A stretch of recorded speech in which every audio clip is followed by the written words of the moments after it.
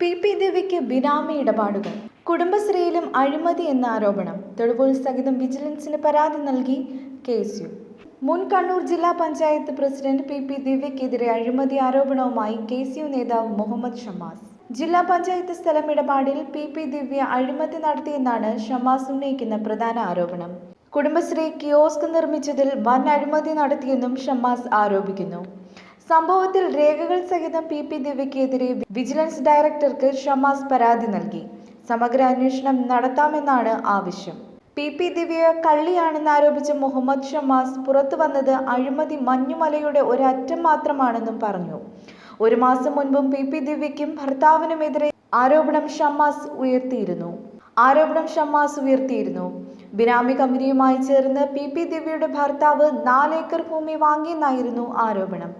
എന്നാൽ തന്റെ ഭർത്താവ് ഏക്കർ കണക്കിന് ഭൂമി വാങ്ങിയെന്നത് ഷമ്മാസ് തെളിയിക്കണം, ഇല്ലെങ്കിൽ നിയമ നടപടി സ്വീകരിക്കണമെന്നായിരുന്നു പി ദിവ്യയുടെ മറുപടി. കണ്ണൂർ മുൻ എ.ഡി.എം നവീൻ ബാബുവിന്റെ മരണത്തിൽ പി ദിവ്യയെ പോലീസ് അറസ്റ്റ് ചെയ്തിരുന്നു. 11 ദിവസങ്ങൾക്ക് ശേഷമാണ് ദിവ്യയ്ക്ക് ജാമ്യം ലഭിച്ചത്.